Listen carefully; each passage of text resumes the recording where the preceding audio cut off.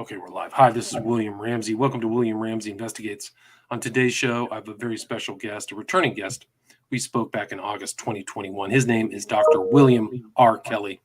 And we talked about a book he wrote and published just this year. The title of that book in our talk is The Crisis in America's Criminal Courts: Improving Criminal Justice Outcomes by Transforming Decision-Making. And today we're going to talk about one of his earlier books published in 2019. The title of this one, and if you can see on YouTube, the title is The Future of Crime and Punishment: Smart Policies for Reducing Crime and Saving Money, published 2019. Dr. Kelly is a professor of sociology and director of the Center for Criminology and Criminal Justice Research at the University of Texas at Austin. He has taught and conducted research in criminology and criminal justice for over 25 years and has published extensively on a variety of justice matters. And some of his earlier books are Confronting Underground Justice, Reinventing Plea Bargaining for Effective Criminal Justice Reform, published 2018. From Retribution to Public Safety: Disruptive Innovation of American Criminal Justice, 2017. Criminal Justice at the Crossroads: Transforming Crime and Punishment, published 2015. And then Justice Under Pressure, a comparison of recidivism patterns among 4 successive parolee cohorts. Now it's published 2012. But again, the title of this book is The Future of Crime and Punishment: Smart Policies for Reducing Crime and Saving Money. So Dr. Kelly, thank you so much for returning.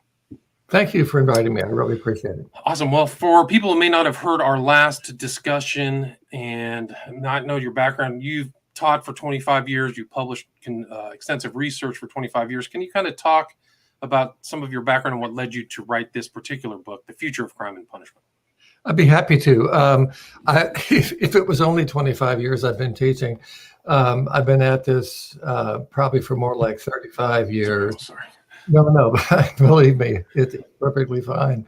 And I've taught criminology and criminal justice for many years. And about 10 years ago, it got to the point where it was obvious to me from what I was teaching that the current American criminal justice system, which includes everything from the very front end of policing all the way to the back end of prison, parole, release, and then unfortunately the pattern of the vast majority returning to the system in terms of reoffending, that what we had built over the past 50 years, starting in the mid 1970s, was dysfunctional, was counterproductive, was the classic revolving door, that's used as the metaphor for the criminal justice system.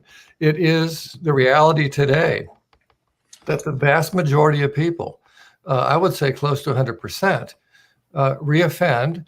That is, people who've been through the criminal justice system, arrested typically originally for a low-level misdemeanor, public order crime, a small drug charge, then begins a cycle for a variety of reasons, begins a cycle where they then engage in a long-term career of coming in and out of the criminal justice system. And, you take a couple of key facts, like what do we do to them when they're in the criminal justice system and what happens when they're out. It doesn't take a whole lot of statistics or science to appreciate the fact that this thing ain't working. So I basically said, it's time to start thinking about how do we turn this around? Right. And I think it's important to recognize how we got here, how important this kind of tough on crime attitude goes back, you said 50 years. Can you talk about some of the foundations of what led to the rise of what you call the criminal justice state, or what is it? A criminal industrial complex, sorry. Yeah. I also use some harsher language that I probably can't use. There are a number of factors that came into play that help us understand how we got to where we are today. Some of those are legitimate. So if the story here takes us back to the 1960s, obviously a tremendous amount of civil unrest, that is the race riots that were occurring starting in 1965 in Los Angeles, and that swept the nation up until about 1970. We had campus protests over the Vietnam War. We had the initiation of drug use on campuses and in urban areas. We had historically high crime rates. So there were a variety of things that colluded at a particular point in time that ironically Richard Nixon grabbed onto and said, we have a serious problem with disorder in this country, and I'm going to be the one to fix it. So basically, Nixon and the Republican Party grabbed onto this whole issue of crime and punishment and used that to their political advantage to launch us down a road of the expansion of the criminal justice system, the expansion of the criminal code that is increasing what is criminal behavior, the war on drugs, and a variety of other things. So, I'm mainly critical in the discussion, but no, to be fair, these were issues. These were important issues. I mean, this was unprecedented. You would have Walter Cronkite every night, for listeners who remember Walter Cronkite, every night on the news talking about, murders and rapes in the streets of the country, and Vietnam War protests and race riots. And it was like, this country is coming apart. And somebody needs to do something about it. And initially, it was the Republican Party, the Republican National Committee, and the Nixon campaign that basically said, we can solve a problem and gain political advantage here. Nixon was elected, as we know, and he sort of rode this path of tough on crime for 6 years, and then became sort of an ironic victim himself by his involvement in Watergate. There were a number of other things that came in as well. I mean, we had the liberal U.S. Supreme Court, the Warren Court, that was handing down sort of landmark decisions that were viewed as being pro-defendant, things like access to counsel, things like restrictions on search and seizure, things like that. Right. Miranda rights, yeah. Yeah, exactly, Miranda. All these were perceived as being putting handcuffs on the criminal justice system, making it more and more difficult, to accomplish public safety. So, Nixon basically took on Earl Warren in campaign speeches, and again, it was a combination of politicizing a problem. Gee, where have we heard that before?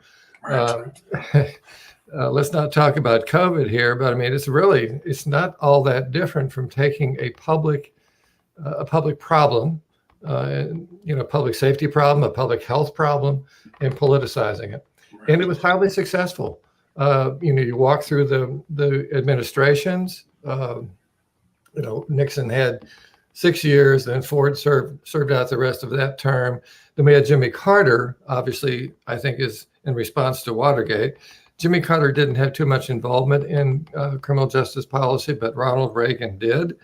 And he served 8 years. Reagan probably did more to promote tough on crime than any other president. He was behind the changes in sentencing laws at the federal level, implementing the federal sentencing guidelines.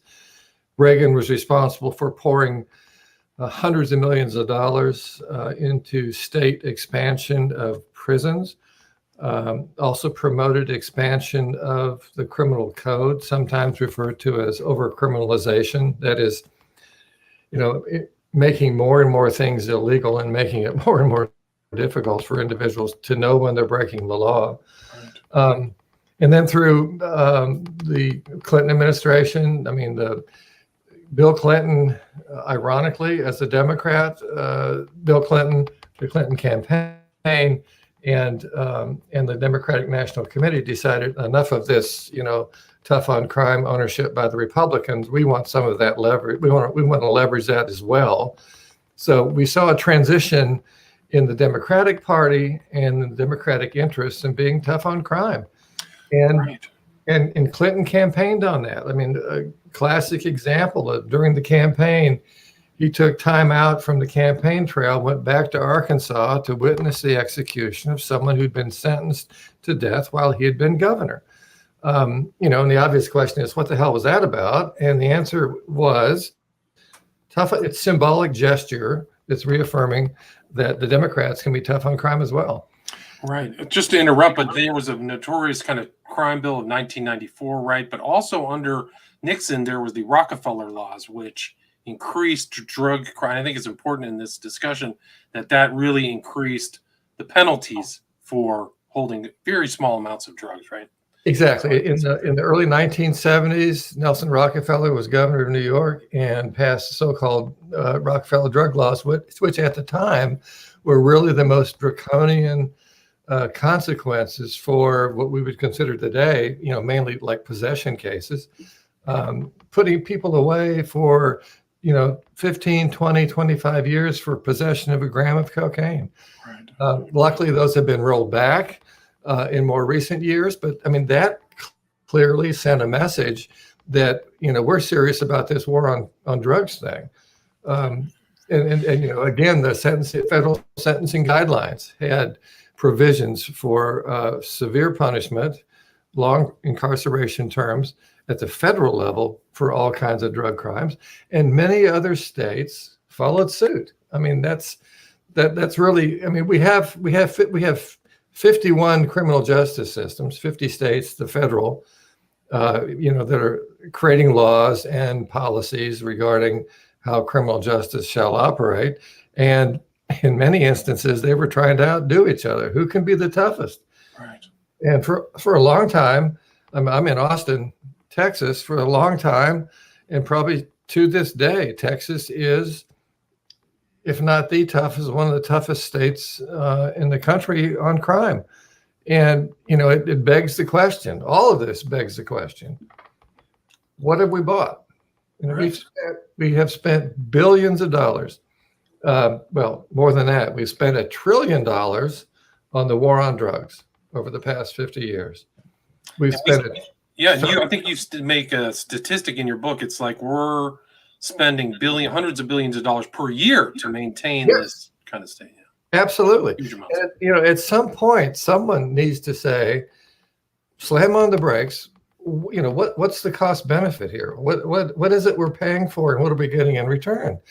If this was if the criminal justice system was a publicly traded corporation, it would be delisted from Wall Street in about 12 minutes with this price performance of the system. I mean, again, $1 trillion on the war on drugs, $1 trillion on punishment in the U.S. criminal justice system over the past 50 years, and a recidivism rate, that is reoffending and re-entering the criminal justice system, of nearly 100%.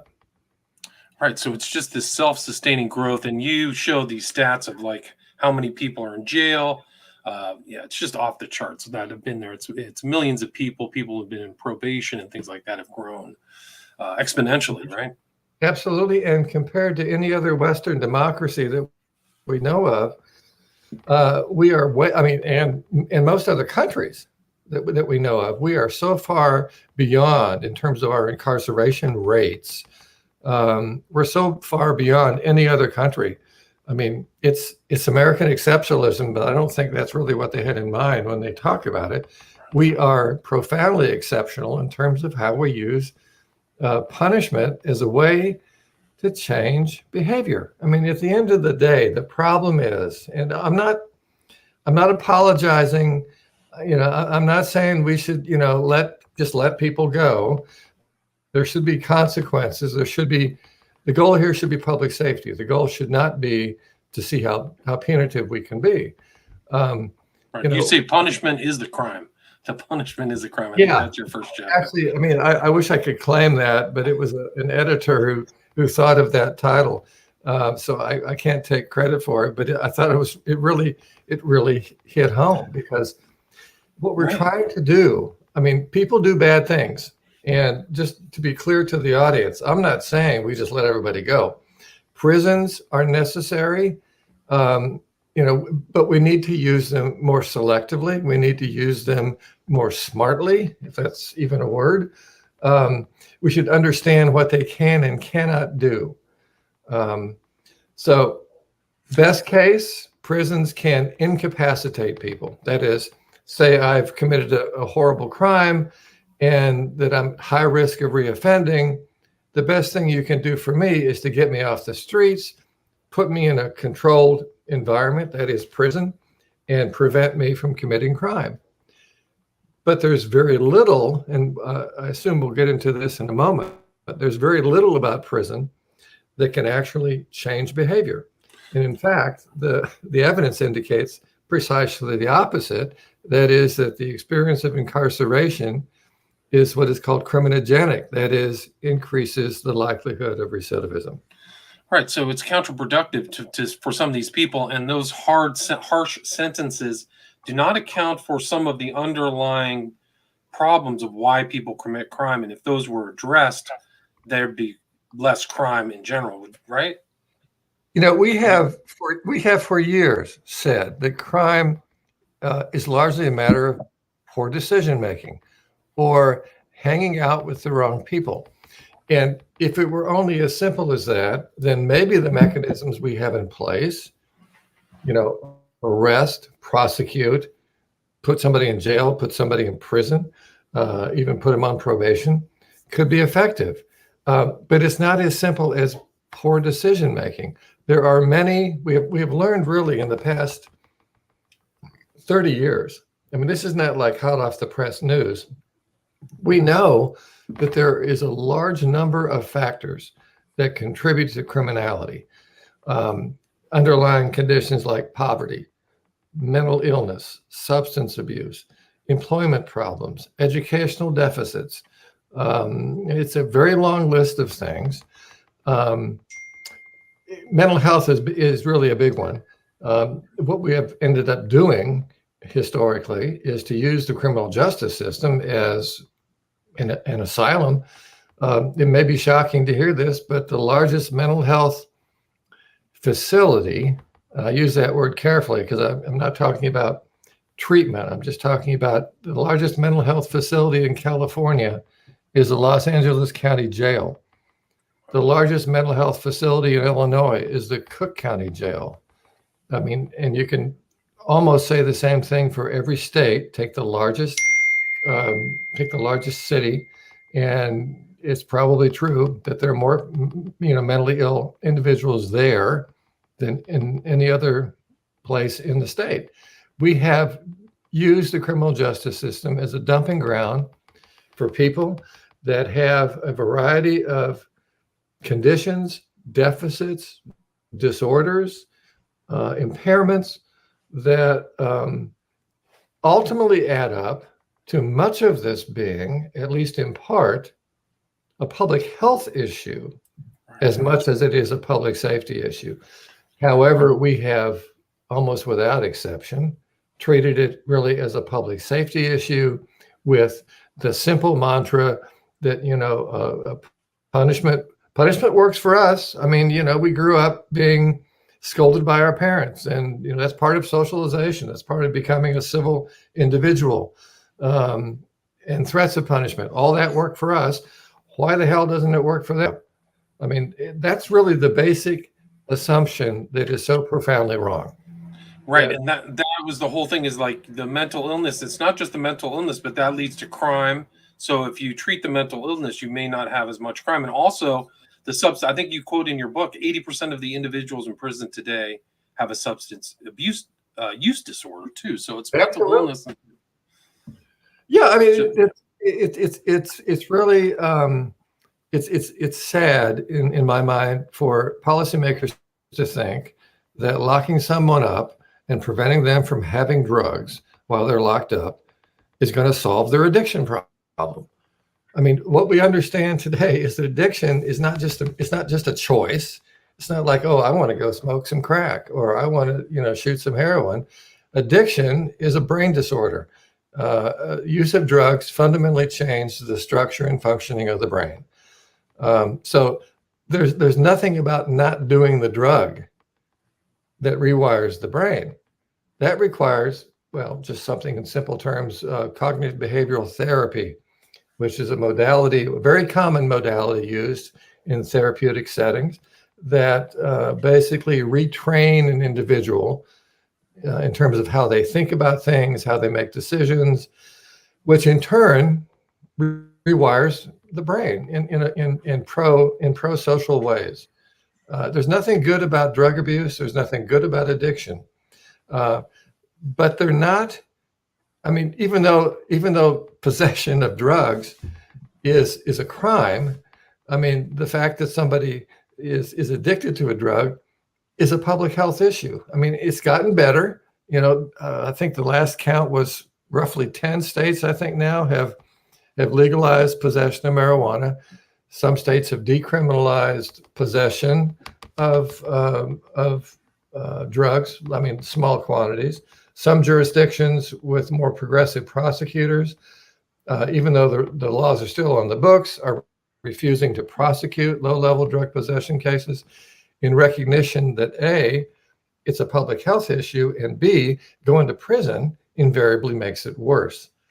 That conclusion is even more profound with regard to individuals who are mentally ill.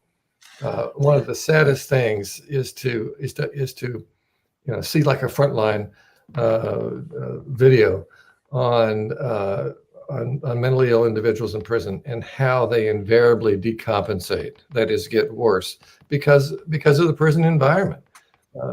There's nothing about going to prison that makes somebody mentally healthy. Right. I mean, it's just going to exacerbate the problem. And you kind of have solutions to these mental health drug problems. There are options that you think should be taken to ameliorate these problems, right? But that's the good news. I mean, there's a lot of negative things to talk about. There's a lot of criticism, a lot of finger pointing, and we can do that all day. But the real question here is, fine, it doesn't work. Give us a solution. I mean, this is what I get from judges. They told me, 15, 20 years ago, we know this doesn't work. I keep seeing the same people come through my courtroom. I know it ain't working, but what's the solution? Good news is today we have about 30 years of sophisticated, valid, reliable evaluation research that highlights a variety of strategies and programs that can address many of these major issues that we've been talking about in ways that are productive in terms of people getting better and therefore being less criminal justice involved. Diversion is an important one, and for many reasons, but one of the most important ones is that contact with the criminal justice system is criminogenic. Even if it's a wrongful arrest or a wrongful conviction, making it wrongful doesn't make it easier. There are consequences for having been arrested. There are consequences for having been convicted. We see those on the other end of this, where someone's trying to find a job or housing, things like that. The basic idea is, and this is in very simple terms, is to rethink the circumstances of many criminal offenders in terms of public health rather than in terms of crime and punishment. And diversion says, let's minimize the contact with the criminal justice system. Somebody does something, say I'm a schizophrenic and I'm off my medication and I'm acting in ways that are typical of a schizophrenic off of medication. Somebody sees me, I might appear threatening, I might appear, unusual. And, to borrow a phrase from Ghostbusters, who are you going to call? And the answer is the police, invariably. Now, do the police have training in how to deal with somebody in a mental health crisis? Most do not. And in most situations, this is going to deteriorate to where I get arrested, I get put in jail, and that begins this whole process of decompensation. So the basic idea is, as early as possible, we should attempt to divert individuals pre-arrest, certainly pre-booking, divert individuals away from the criminal justice system into mental health treatment facilities. Right, and that's one. And can you also talk about drug courts? Because you also, because that's a huge part of the criminal justice system, is this drug arrests and absolutely. Can you talk about that? Yeah, and so clearly we're not talking about drug dealers. We're not talking about cartels. We're talking about, people, end users who have, um, you know, uh, personal amounts of whatever drugs and are using them and probably addicted. What do we do about that? I mean, it's so prolific, as you noted, 80% have some substance use disorder. I mean, that's profound. That's a profound thing to understand. And again, it goes back to what the hell good does it do to lock them up? It doesn't change their behavior. About 30 years ago, in Miami-Dade County, Florida, they developed the first drug court, which is designed as a treatment context with oversight by a special court called the drug court that has a judge, but also has social workers, has treatment beds, has inpatient, outpatient treatment available. Accountability, yes, because individuals have to agree to do whatever it is they're told to do with regard to treatment and showing up in court for court dates and things like that.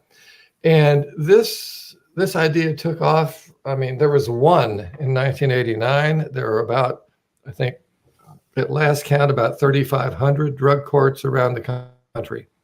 They vary a bit in terms of how they're designed and operated, but the basic point is the same, and that is to think differently about, quote, drug crime, and more in terms of a public health issue that requires treatment rather than punishment.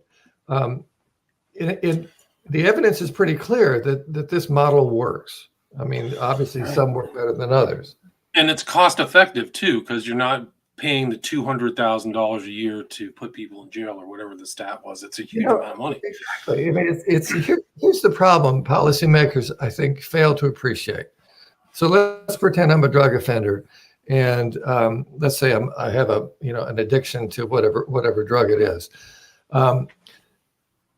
You arrest me, you convict me, and you put me in prison. I do 3 years. I get out. What's going to happen? Well, we all know what's going to happen because nothing's changed. I'm going to do it again, and then we go through that whole dance again, and then I get out, and every time I reoffend, the cash register is ringing. I mean, it's requiring, police time, court time, prosecutor time, jail time. So, the cost benefit analyses show not only is drug diversion and drug treatment, like in the context of a drug court, more cost effective in the moment, that is, compared to putting me in prison, it is profoundly cost effective if you think long term. Right. All the times I don't reoffend, that doesn't cost money.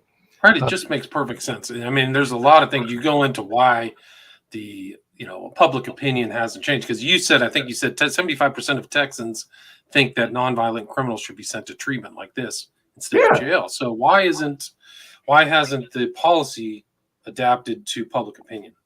Politics. Yeah. I mean, the evidence is there. I mean, it's indisputable unless you don't believe it.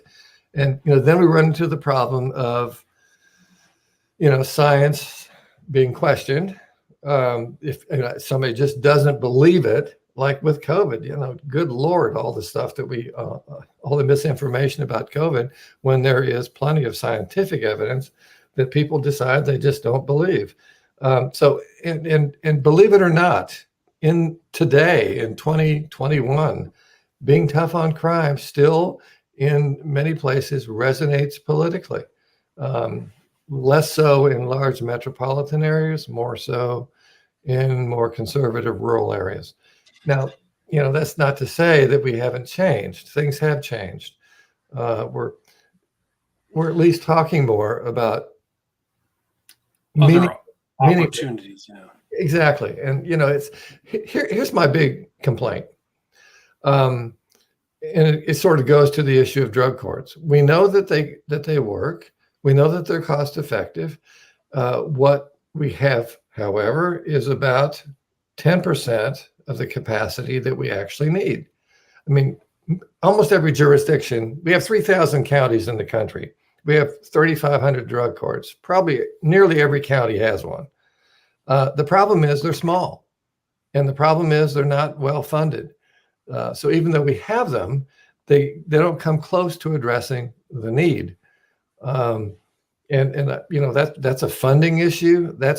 It's also goes to the how do we still think about crime and punishment? Well, we got to have this drug court because everyone else has one, but we're still pretty much going to be locking these folks up. Right. I mean, still kind of continuing that same issue. Can you talk real quick about what swift and certain sanction courts are? It's a concept that was developed by a judge in Hawaii who basically, it was a way to help increase the compliance of probationers. And he created this special court called a swift and certain court, also called Hope Court, HOPE, after Hawaiian something, that basically said that we know from deterrence theory and deterrence evaluation that there are three components to deterrence. The punishment needs to be swift, certain, and severe in order for it to theoretically deter crime. All we've done with our criminal justice system is the severe part. And what the Hope Court does, or the swift and certain sanction court does, is to focus on swift and certain. So somebody is an offender on probation, or even other contexts. On day one, comes before the judge. The judge says, "Here's the contract. Here are our expectations. Here's what we think. Here's what you need to do. And if you don't do what you need to do, the consequences are not 3 months down the road. The consequences are not 6 months down the road. You're going to jail right now." So it's swift and certain punishment. I mean, but the punishment is minimal. I mean, it's like a night in jail. I mean, not to the point where it's disruptive, where you might lose your employment or, lose your apartment or whatever. And the evidence is suggestive that kind of sanctioning can be effective for certain populations of individuals. It hasn't really been tested on parolees as much as it is on people who have been sentenced to probation and other types of settings. But it's an interesting thing to add to the mix of policy considerations. And so you have these kind of diversion programs, different kind of courts. What do you think should be implemented to kind of minimize the punitive jail-only solutions to crime? There are probably 30 things that I could mention. Many of them mechanical, programming, funding, things like that. And, again, with a focus on diversion, earlier the better, developing appropriate capacity in the community to treat these things. I mean, you can divert people, but if you don't have some place to divert them to, you're wasting your time. So, communities need to develop adequate capacity for things like mental health treatment and substance abuse treatment. The bigger issue in my mind is that we need to change how we think about crime and punishment. The issue here is really culture. It's how we think about misdeeds. It's our focus on being it's our focus on retribution as a society. For many things that people do, we think that we're justified in some type of vengeance, and that's really the logic of much of punishment. But that doesn't get us. All that does is satisfy some emotional need. What we really need to do is to change how we understand criminal behavior, to appreciate that it's not the scum of the earth that are doing it. Some of them, sure, throw them in that box, but most of the individuals who engage in crime do so for recognizable reasons, not excuses, but reasons, many of which are fixable. And until we embrace the idea of trying to actually enhance public safety, prevent crime, rather than just, here's the crime, here's the time kind of logic. And I think it's a culture change, not only within the criminal justice system, but certainly within legislative decision-making bodies like state legislatures and Congress, and even local, county government and city government, and policing organizations. So that's sort of the we can talk about budgets, we can talk about programming, we can talk about who goes to prison and who doesn't, whether we should have sentencing guidelines or whether we should allow judges more opportunity, whether we should elect progressive prosecutors who are more inclined to think creatively about this. All those things are important.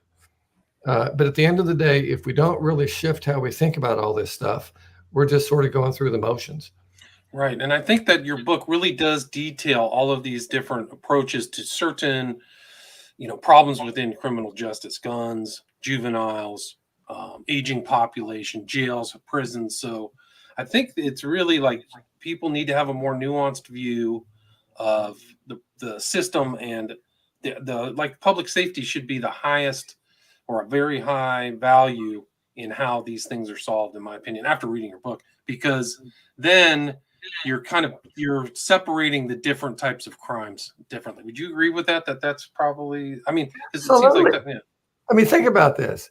This is going to come as a surprise probably, and some people will argue with it, but really there is nobody in charge of reducing recidivism. There is nobody in charge of crime prevention. There is really nobody in charge of public safety. The criminal justice system is a bunch of pieced together organizations, many of which operate independently. The police, and then we have the courts, which is prosecutors and public defenders and judges, and then we have a variety of correctional institutions. But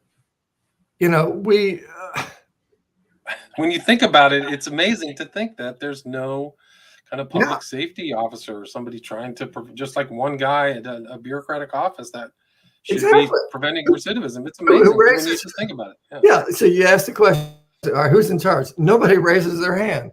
All right, who's in charge of crime prevention? Isn't that the goal of the criminal justice system? I would hope at some level that's what we're trying to accomplish. Ain't nobody going to raise their hand and say, I'm the one in charge of that. It is. It's amazing that it's not in worse shape than it is. Right. It's incredible. With that amount of money spent, it really is incredible that and that's, they're not.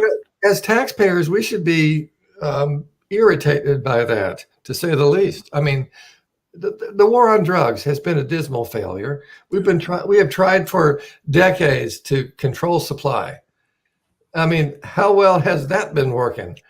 Failure, total failure. Yeah, and any judge, with a straight face will tell you this is a failure. Any prosecutor, who's really being honest, will say this is a failure. But we continue after we know all this. The DEA is as strong today as it was 20, 30 years ago. It's incredible. Yeah, it's frustrating and incredible. But great discussion. Thanks so much for writing this book. Really fascinating. I learned a lot. Where's the best place for people to get The Future of Crime and Punishment? Oh, Amazon. They have everything, don't they? And Professor, do you have like social media or a website? I have a website, William Kelly, KELLY, PhD.com. I'll put that in the show notes, WilliamKellyPhD.com. So I'll put that in there. And people, if they want to reach out to you, they can contact you through Absolutely. that. Absolutely. Awesome. Well, thanks so much for your time. I really appreciate it. Again, the title of the book is The Future of Crime and Punishment, Smart Policies for Reducing Crime and Saving Money. And it's Dr. William R. Kelly. Thank you so much for your time. Thank you.